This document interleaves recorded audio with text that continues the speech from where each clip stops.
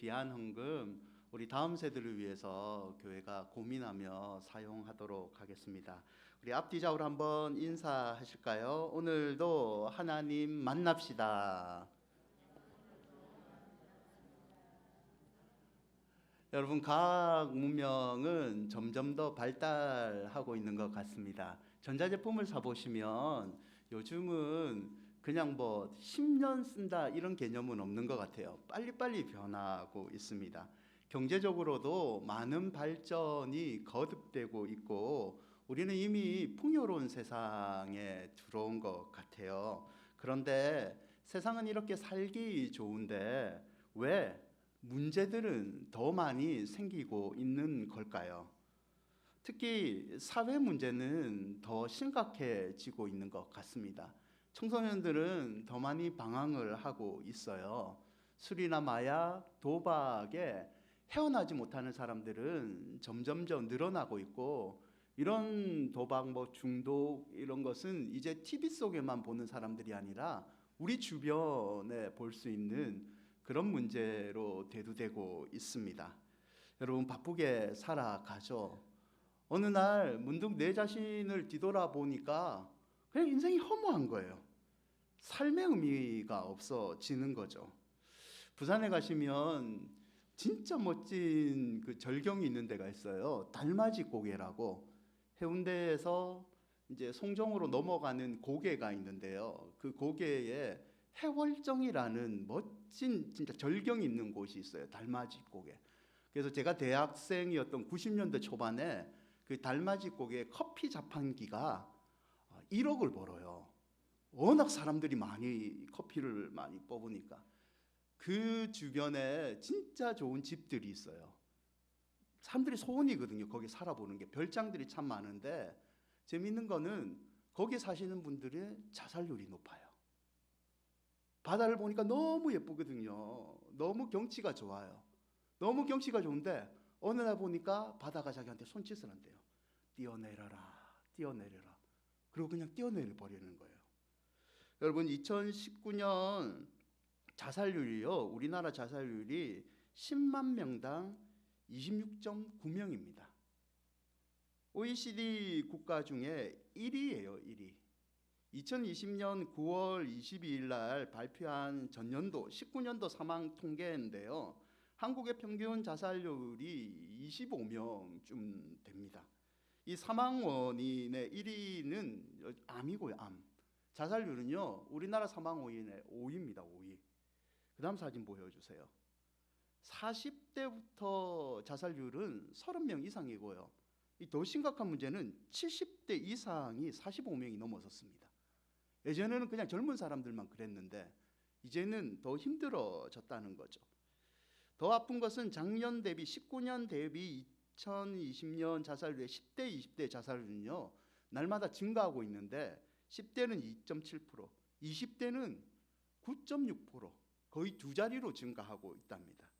아마 올해 가을쯤 내년과 비교했을 때는 이 코로나 블루로 인해서 10대와 20대의 자살률은 더 증가할 거예요. 여러분, 왜 이런 일이 벌어질까요? 왜 이런 일이 벌어진 것 같습니까?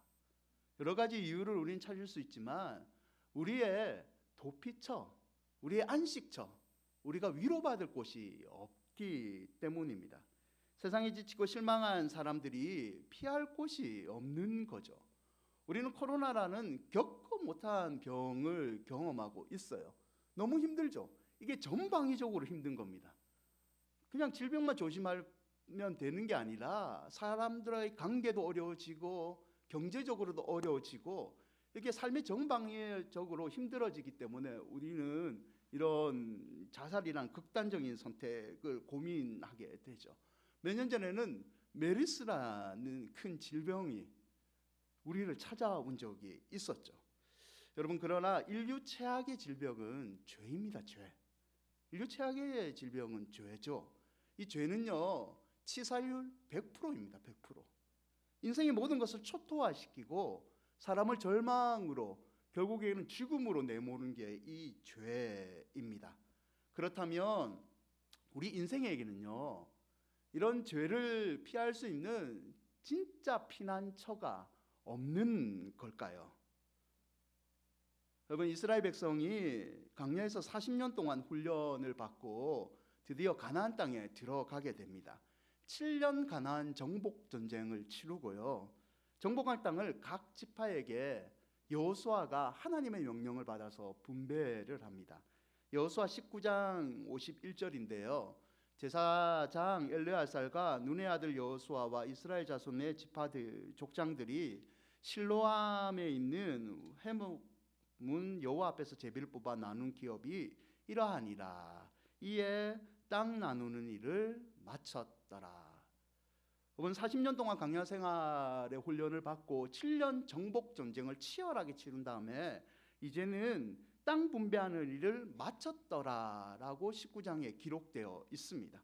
앞으로는요, 약속의 땅 가나안에서 편안하게 그냥 하나님 믿고 서로 떡을 떼고 편안하게 살기만 하면 됩니다. 그런데 이 19장 51절 그 다음에 나오는 내용이 뭐냐면 오늘 우리가 읽은 여호수아 20장 내용인데요. 뜻밖에도 하나님은 가나안 땅 지파의 땅 분배인들을 마친 다음에 말씀하신 내용이 살인죄에 관해서 이야기를 하고 있습니다. 우리 본문 여호수아 20장 2절과 3절 말씀을 다시 보시죠. 이스라엘 자손에게 말하여 이르기를 내가 모세를 통하여 너에게 말한 것 도피성들을 너희를 위해 정하여 부지 중에 실수로 사람을 죽인 자를 그리로 도망하게 하라. 땅 분배가 마치고 그 다음에 놓을 말이 이제 이 땅에서 너희는 나를 예배하라. 너희는 서로 교제하라. 이런 말씀이 놓아야 되는데 하나님께서 뜻밖의 살인에 관해서 이야기를 하고 있다는 겁니다. 사랑하는 여러분, 생각해 보시면 이것이 우리가 가지고 있는 인간의 한계인지도 모릅니다. 여러분, 좋은 교육, 좋은 환경, 좋은 신앙생활, 좋은 교회에서 생활하고 있는 사람이라 할지라도 사람은 완전하지는 않습니다. 옛 생활을 청산하고 새 사람이 되어 천국에 다닌다라고 간증하시는 분들 중에서 또다시 범죄를 저지르는 분을 우리는 주변에서 듣지 않습니까?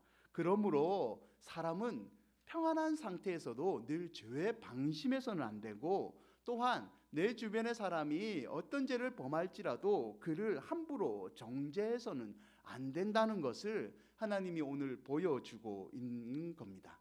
그렇다면 이거를 해결하기 위해서는 우리는 어떻게 해야 되는 거죠? 첫째는 스스로 돌아보아 더욱 근심하고 둘째는 죄로 인해서 넘어진 형제들을 일으켜 세워야 줘야 되고 셋째는 치유하고 회복하는 일에 우리의 힘을 써야 되는 겁니다. 이런 세 가지 의미에서 하나님은 오늘 본문에서 도피성이라는 제도를 가르쳐 주십니다.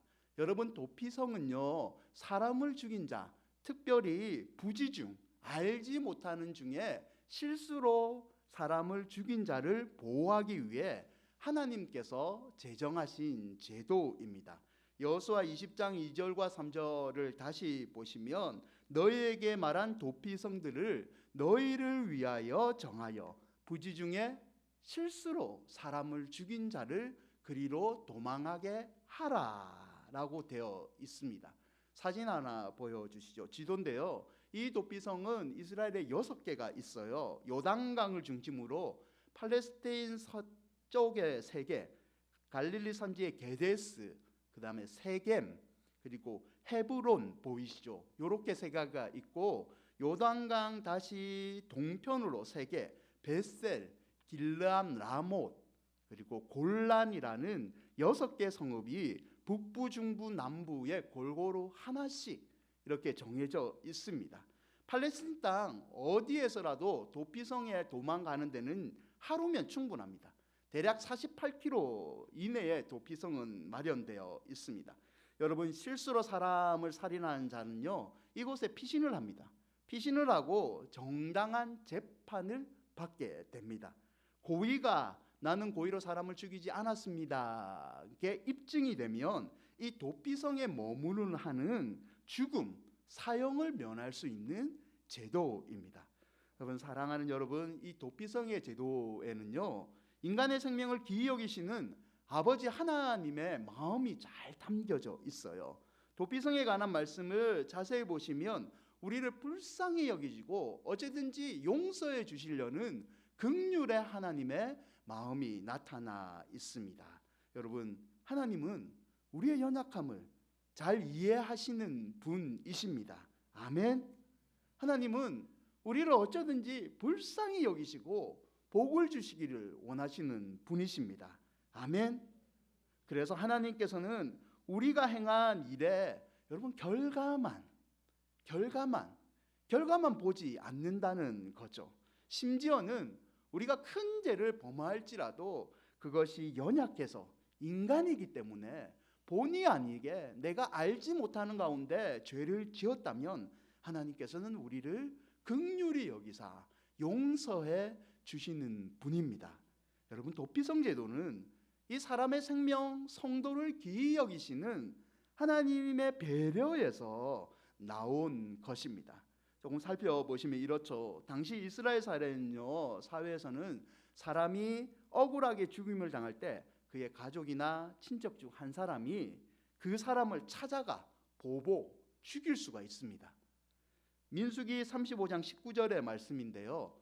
피를 보복하는 자는 그 살인한 자를 자신이 죽일 것이니 그를 만나면 죽일 것이요. 내 가족, 친척 중에 한 명이 억울하게 죽임을 당했다. 죽인 사람을 내가 재판 필요 없이 찾아가서 바로 죽여도 됩니다. 문제는 이 본의 아니게 실수로 죽인 사람이 있을 때입니다. 만약 어떤 사람이 피해 보복자에서 죽임을 당하면 그 가족이나 친척들이 이 민수기의 법에 의해서 찾아가 죽일 거 아닙니까? 그러면 이 사람이 죽임을 당한 또 가족이나 친척이 또 와서 죽이죠. 그러면 그 사람이 또 억울하니까 또 찾아가서 죽이죠. 이렇게 피해 반복이 계속 일어나는 겁니다. 보복이 이스라엘사에서 계속 반복되게 되죠. 그래서 하나님께서는 도피성의 제도를 만드셔서 그런 일이 일어나지 않도록 이스라엘을 보호하셨다는 겁니다. 물론 고의적으로 살인을 한 사람에게는 배상금 감형으로 용납되지 않고 그 자리에서 즉결 사형을 처했습니다. 여러분, 우리는 이 도피성 제도에서 하나님의 긍휼이 담긴 이 도피성 제도에서 죄를 해결하는 몇 가지 방법을 살펴볼 수 있는데요. 죄를 해결하기 위해서는 첫 번째는요, 하나님께 나아가 자복을 해야 됩니다. 여러분, 부지 중에 실수로 사람을 죽인 자는 즉시 도피성에 피하면 살아날 수 있습니다. 도피성의 사람들이 왔을 때 제일 먼저 하는 행동이 뭐냐면 자기에게 일어난 사건을 그 성읍의 장로들에게 찾아가서 고하는 겁니다. 고하는 거죠. 여호수아 20장 4절 말씀인데요. 한번 같이 읽을까요? 이 성읍들 중에 하나에 도피하는 자는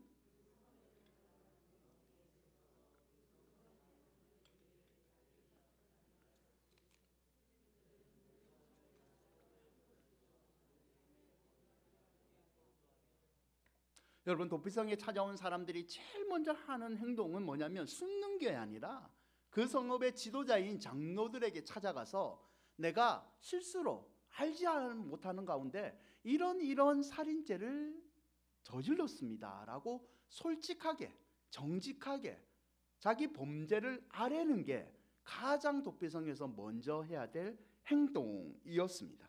사랑하는 여러분, 우리가 죄를 지었을 때 가장 먼저 해야 될 행동은 무엇입니까? 무엇이죠?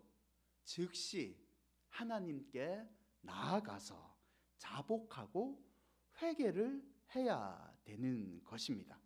그리할 때 하나님께서 죄를 용서해 주시고 우리의 문제를 해결해 주시는 거죠. 여러분, 죄를 해결하기 위해서는요, 가장 먼저 숨는 것이 아니라, 가장 먼저 다른 사람을 찾아가는 것이 아니라, 위로받는 것이 아니라, 죄를 지었다면 가장 먼저 하나님께 가서 하나님 용서해 주십시오라고 솔직하게 고백하는 태도에 있다는 겁니다. 시편 32편 5절이죠. 내가 이르기를 내 허물을 여호와께 자복하리라 하고 주께서 내 죄를 아뢰고 내 죄악을 숨기지 아니하였더니 곧 주께서 내 죄악을 사하셨나이다. 아멘. 하나님은 우리의 죄를 다 아십니다. 그러나 하나님은 즉시 자신의 죄를 고백하는 자에게 더 큰 긍휼의 은혜를 베풀어 주실 줄 믿습니다. 여러분, 두 번째, 죄를 해결하기 위해서는요, 서로 고해야 될 줄 믿습니다. 여러분, 죄를 해결하기 위해서는 하나님께 먼저 자복을 했다면 그 다음에는 서로 성도 간에 마음을 열어놓고 서로 고해야 되는 행동이 있습니다. 여러분, 교회는요, 나가 아닙니다. 교회는 나가 아니라 우리 그리스도를 머리로 모신 우리이죠. 교회 본질 중에 하나가 바로 서로의 마음을 만지는 겁니다. 믿음 안에서 서로 나눌 때 주의 몸된 우리 공동체 안에서 진짜 용서와 치유가 일어나는 거죠. 건강한 교회가 세워지는 겁니다. 그러므로 성도는 하나님께 자신의 무거운 것을 고백했다면 서로 아픔을 들어주고 서로 용서해 주는 이런 서로 고하는 믿음의 행동이 있어야지 그 교회가 진정 하나님의 건강한 교회가 된다는 겁니다. 서로 모든 것을 내려놓고 고할 때 성령께서 말씀을 통해 우리 마음을 만져주시고 치유해 주시는 거죠. 미국 뉴욕 주립대학교 의대 학장이었던 마이클 로이진 교수라는 분이 있어요. 이분이 젊어지는 78가지 방법을 공개한 적이 있습니다. 잘 들어보세요. 여러분이 거의 다 하고 있어요. 매일 비타민을 먹으면 1.2년 더 젊어진답니다. 그래서 우리 어르신들 집에 가면 밥보다 비타민이 더 많잖아요. 하루에 먹어야 될 게 약이 되게 많잖아요.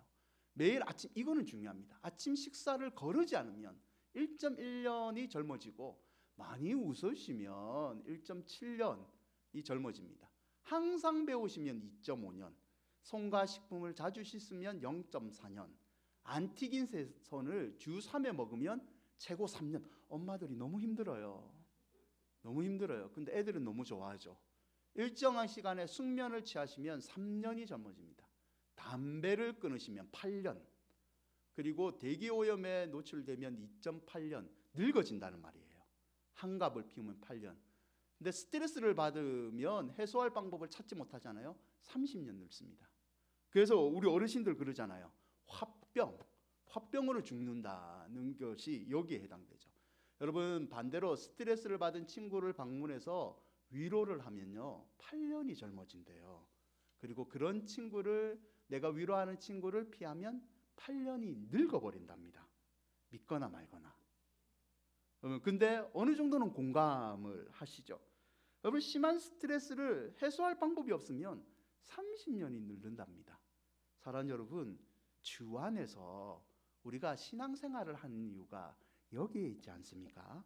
서로 자신의 가슴을 짓누르고 있는 것을 서로 나눌 때, 성도 안에서 기도하면서 이렇게 서로 나눌 때 모든 스트레스가, 우리를 짓누르고 있는 무거운 짐이 해소될 줄 믿습니다. 여러분, 30년 젊어지시기를 바랍니다. 우리 앞뒤 좌우로 한번 인사하시죠. 30년 젊어집시다. 지금 우리 장학금을 받은 중고등부 학생들이 지금 당황하고 있어요. 내가 30년 안 살았는데 그럼 어떻게? 여러분, 교회에서 마음을 열고 마음껏 나누는 것, 이거 진짜 하나님이 주신 복입니다. 내가 믿고 기도 제목을 나눌 수 있다는 사람이 있는 거 진짜 하나님이 주신 복된 교회이죠. 우리 큰은혜 교회가 그런 복된 교회가 되기를 바랍니다. 제가 울산에서 의사 모임을 인도할 때였잖아요. 그때 저희 모임을 이끄시는 원장님 중에서 시니어 원장님이 한양정신과를 수십 년 전에 개업하신 분이 있어요. 이분이 제가 섬기겠던 교회 원로 목사님이 그렇게 수십 년 동안 전도했는데도 교회를 오지 않았습니다. 그러다가 목사님이 바뀌시고 제가 섬겼던 목사님이 신앙생활을 하실 때 이분이 오랜 부인의 기도 제목으로 교회를 출석하셨어요.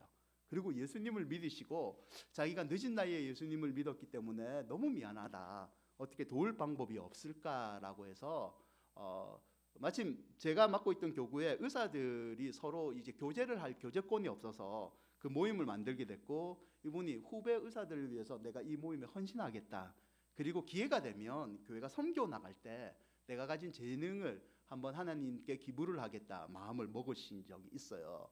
이분들하고 이제 교제를 제가 한 달에 한 번 했는데요, 되게 쉬웠습니다. 한 달에 한 번 저는 참석하고 기도 한 번 하고 밥만 먹어주면 됩니다. 자기들끼리 그냥 얘기를 나누는 거예요. 평소에는 교회에서 의사들이 참 불편한 게 뭐냐면 성도를 한자로 만나는 것. 내 한자를 성도로 그 진짜 불편하거든요. 괜히 엮이면 안 되고 보험 문제도 있고. 그래서 교회 와서 예배만 드리고 자기들끼리 나눔을 할 데가 없어가지고 이 모임 와서는 1시간 동안 저는 기도만 하면 목사 상관없이 그냥 본인들끼리 2시간 동안 얘기를 해요. 이분이 저한테 재밌는 말을 해줬는데, 자기가 정신의학과 원장님이잖아요. 한 30년 넘게 하셨는데 자기가 세월이 지나니까 상담을 오시는 분한테 이 병을 치료하는 방법을 하나 가르쳐 주셨습니다. 어떻게 하냐면 어느 날 이분이 상담을 와요. 그 약물 치료를 하거든요. 약을 권하거든요. 그리고 뭐 때문에 힘든지 계속 얘기를 들어주세요. 약을 주고 얘기를 들어줘도 안 되면 그냥 손짓을 한번 가리킨대요. 뒤쪽으로. 자기 책상 뒤쪽. 이쪽에 한번 가보시면 됩니다. 이 뒤쪽에 뭐가 걸려 있냐면 교회 달력이 걸려 있습니다.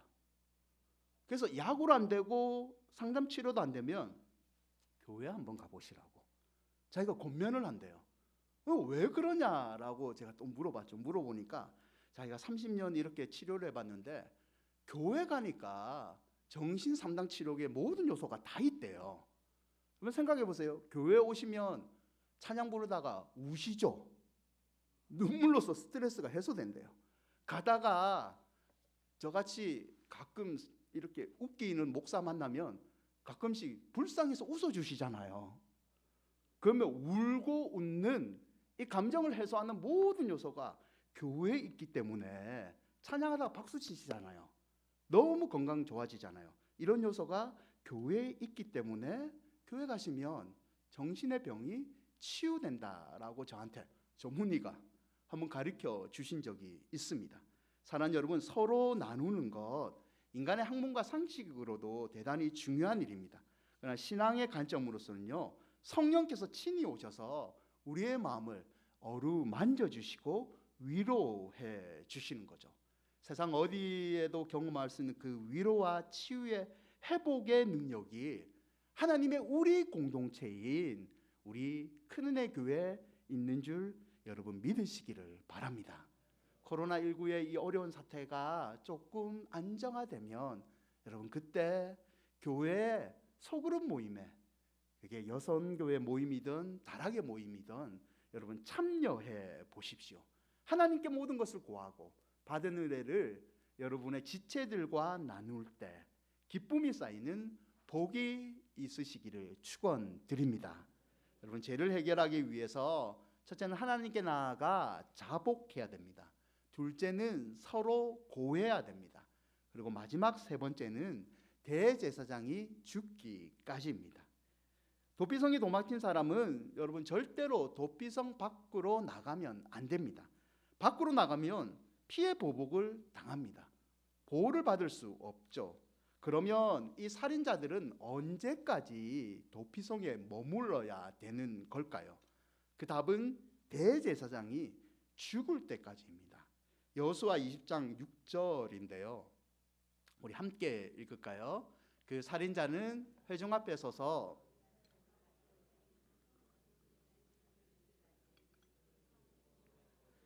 그 후에 그 살인자는 그 성읍 곧 자기가 도망하여 나온 자기 성읍 자기 집으로 돌아갈지니라 하라 하시니라.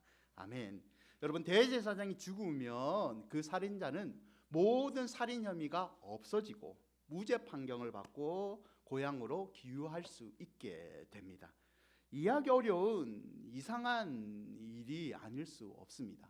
이런 의미예요. 하나님께서는 이 대제사장의 생명을 그 살인자의 생명과 일치시켰습니다. 그래서 대제사장이 죽으면 그 살인자도 함께 죽었다라는 의미로 간주됩니다. 대제사장이 죽으면 그 살인자는 이미 처형받은 것으로 간주되기 때문에 도피성을 나와 자기 집으로 자유롭게 돌아가도 된 것입니다. 사랑하는 여러분, 이 대제사장이 죽기까지는 하나의 성경에 나와 있는 예표입니다. 우리의 대제사장이신 예수 그리스도께서 우리를 대신하여 십자가에 죽으심으로 우리를 죄와 그 형벌에서 벗어나게 하실 것에 대한 예표, 미리 보여주는 증거라는 거죠.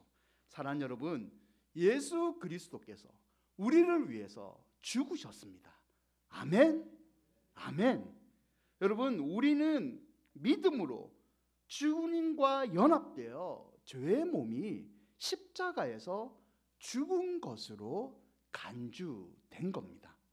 그리고 주님과 함께 부활하신 그분과 함께 우리는 새 사람으로 다시 태어난 거죠. 사랑하는 여러분, 도피성은 궁극적으로 예수 그리스도를 예표합니다. 죄인들은 그 죄로 말미암아 죽을 수밖에 없습니다. 그런데 하나님께서는 이 죄인들을 불쌍히 여기사 죄인을 구원하시려고 예수 그리스도를 보내주셨죠. 누구든지 어떤 죄인이든지 예수께로 나오면 살 수 있고 구원을 받는다는 것을 보여주는 것이 오늘 도피성 제도입니다. 살인자가 도피성으로 들어오면 살 수 있다는 것, 우리가 예수 그리스도 안에 있으면 누구든지 죄를 사함받고 영원한 형벌에서 구원을 받을 수 있는 것을 여러분 믿으시기를 바랍니다. 여러분, 도피성은 살인자가 도망하기에 가장 쉬운 거리, 하루 거리인 48km 이내에 마련되어 있습니다. 이는 구원의 길은 쉽고 가깝다라는 의미입니다. 오직 예수 그리스도만 믿으면 누구든지 구원을 받는다는 의미입니다. 여러분, 이 도피성에는요, 이스라엘 사람뿐만 아니라 타국 외국인도 들어오면 살 수가 있습니다. 이거는 예수 그리스도께 오면 누구든지 아무 차별 없이 가난한 자, 부한 자, 외국인 상관없이 어린아이 상관없이 누구든지 그리스도 안에 있으면 구원을 받는다라는 의미입니다. 사랑하는 여러분, 한번 따라하시죠. 오직 그리스도만이 우리의 도피성이십니다. 아멘. 사랑하는 여러분, 그리스도를 떠나서는 결코 구원을 받을 수는 없습니다. 만일 신자가 그리스도를 떠나면 그분이 신자라도 위험에 처하게 되는 겁니다. 그리스도 안에 있을 때만 안전합니다. 로마서 8장 1절에서 2절, 그러므로 이제 그리스도 예수 안에 있는 자에게는 결코 정죄함이 없나니 이는 그리스도 예수 안에 있는 생명의 성령의 법이 죄와 사망의 법에서 너를 해방하였습니다. 아멘. 여러분, 말씀을 맺겠습니다. 기업의 절반 이상이 올해 기업 경영 전망에 대해서 지난해보다 더 힘들다는 것을 내다봤습니다. 이 구인구직 사이트 사람인에서 조사를 했는데요, 기업 575개를 대상으로 2021년 기업 경영 전망이 어떨 거냐라고 설문조사를 했습니다. 51%가요 지난해보다 올해는 더 힘들게 될 거라고 답변을 합니다. 여러분, 2020년 경영의 악재로 적용된 최대의 변수는 당연히 58%가 코로나19의 재확산이라고 뽑습니다. 글로벌 경제 침체, 제조업의 침체 등을 뽑기도 하죠. 정치 갈등을 얘기하는 사람도 있습니다. 고용에 부담되는 요인은 코로나19로 인한 사회적 거리두기 때문에 내 경영, 고용이 힘들어질 거다라고 얘기를 합니다. 주 50시간 제도의 확대 등도 있어요. 코로나19 여파에 지속될 것을 예상하는 기업은 89%입니다. 올해도 그냥 코로나19 때문에 힘들어진다라고 얘기를 합니다. 그러면 가장 우려되는 점은 뭐냐라고 물어보니까 매출 하락이 50%입니다. 코로나19로 인해서 불투명성은 올해까지, 그리고 내년 상반기까지, 내년 하반기까지 계속된다라고 얘기하는 사람들이 대부분입니다. 그러면 이런 사태에 관해서 기업들이 예상을 하고 있으며 무엇을 대비해야 되냐라고 전략을 이 사람인 사이트에서 물어봤어요, 경영자들에게. 그러니까 대부분의 사람들이 34%가 비용 절감에 의한 인력 구조 조정, 회사에서 잘라버리겠다, 이걸 선택해 버립니다. 뭐 디지털로 전환하겠다도 30% 있지만 구조 조정이 34%, 고용, 신입생을 뽑지 않겠다는 이 고용 취소가 21%, 두 개를 합치면 인력 조정, 구조 조정하고 우리는 신입사원을 뽑지 않겠다, 고용 취소가 50%가 넘습니다. 이게 기업이 살아남을 전망, 유일한 방법이라고 선택을 했답니다. 사람 여러분, 갈수록 힘들어진 사회 저와 여러분은 살아갑니다. 여러분의 자녀들은요, 갈수록 더 많은 것에 스트레스를 받고 이런 어려움을 풀지 못해서 어쩌면 더 혼자 구석으로 들어가서 울고 있는지도 모릅니다.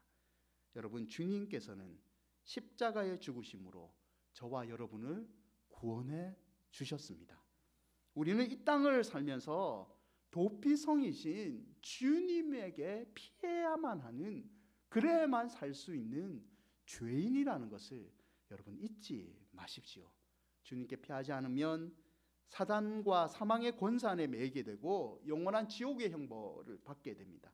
뿐만 아니라 우리는 이 세상에서 끊임없는 환난을 당하게 되고 그 어디에서도 그 누구에게도 진정한 위로를 받을 수가 없습니다. 그러나 우리는 이 모든 경우에 도피성이신 주님께 피하면 참된 긍휼의 은혜를 받을 줄 믿습니다. 시편 62편 8절 말씀 우리 함께 읽으시죠. 백성들아, 시시로 그를 의지하고 그의 앞에 마음을 도하라. 하나님은 우리의 피난처시로다. 아멘. 사랑하는 여러분, 죄를 해결하기 위해 하나님께 나아가 자복해 보십시오. 서로 믿음 안에서 고해 보십시오.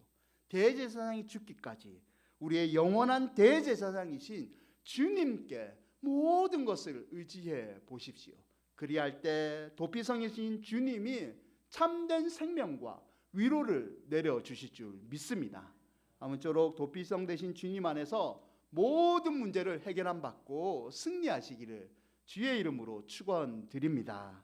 우리 말씀 기억하면서 찬양하실까요? 찬송가 88장인데요. 내 진정 사모하는